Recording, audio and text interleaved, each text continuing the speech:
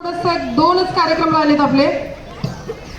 नमो मातृभूमी जिथे जन्मले मी, नमो मातृभूमी जिथे जन्मले मी, नमो आदिभूमी जिथे वाढले मी, नमो कर्मभूमी जी ज्याच कामी, पडो देह माझा नमामि नमामि, पडो देह माझा नमामि नमामि.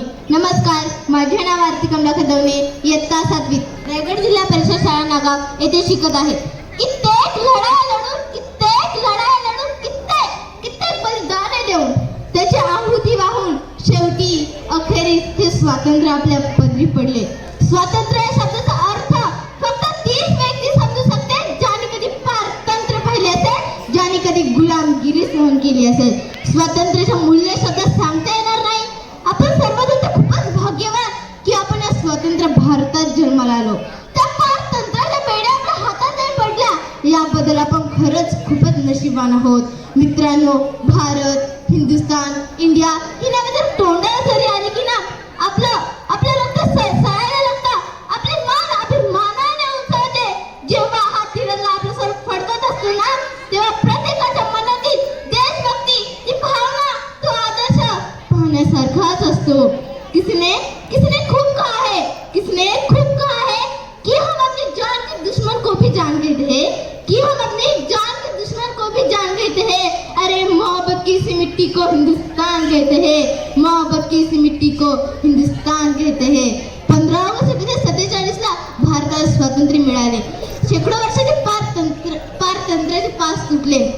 स्वतंत्र भारताच्या पुढे यांना काय असतील? भारत कोणत्या वाटेने वाटचाल करेल? न्याय व्यवस्था कशी असेल? ज्यासाठी आपल्या देशाची एक राज्यघटना बनविण्यात आली. जगभराच्या राज्यघटनेचा अभ्यास करून अखेर भारताने धर्मनिरपेक्ष प्रजातंत्र स्वीकारले. ही राज्यघटना 26 नोव्हेंबर 1949 साली राष्ट्राला समर्पित करण्यात आली आणि 26 जानेवारी 1950 या दिवसापासून राज्यघटनेप्रमाणे आपला भारत देश चालू लागला. लोकांमार्फत लोकांसाठी चालवले राष्ट्र जन्माला आले. भारत देश प्रजासत्ताक म्हणजे प्रजेचे सत्ताक असलेला राष्ट्र झाला. म्हणूनच आजचा दिवस खास आहे, प्रजासत्ताक आहे. मित्रहो, आजचा हा भाग्याचा दिवस आपण पाहू शकलो, कारण असंख्य माणसांनी त्या देशासाठी यज्ञ कुणाल आपल्या प्राणाची आहुती दिली आहे. आज देश पारतंत्र्यात असताना लढत देणारे क्रांतिकारी, स्वातंत्र्य सैनिक आणि कार्यकर्ते या सर्वांचं स्मरण करण्याचा आजचा दिवस आहे. त्यांचा संघर्ष आणि महत्वाकांक्षा यामुळेच आपण एक प्रजासत्ताक राष्ट्र म्हणून विश्वास आपले अस्तित्व निर्माण केले आहे. मित्रहो, शेकडो भाषा बोलणारे, अनेक धर्म मानणारे, विविध संस्कृती जपणारे 140 कोटी नागरिक एकाच राष्ट्रीयत्वाच्या धाग्याने विणले गेले आहोत. एकाच राष्ट्रीयत्वाच्या धाग्याने विणले गेले आहोत. तर भारतीय असलेला एक समान धागा मजबूत करण्याचा आजचा हा दिवस आहे.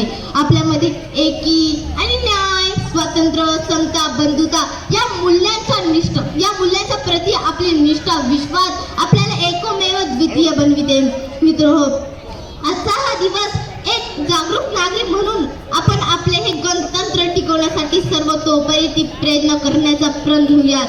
आपल्या हक्काच्या प्रती जागृत होऊया आणि आपल्या कर्तव्याच्या प्रती दक्ष होऊयात. माझा ठाम विश्वास आहे की आपण सर्वांच्या एकत्रित प्रयत्नातून येणाऱ्या काळात बलसागर भारत होईल आणि विश्वात शोभून राहील.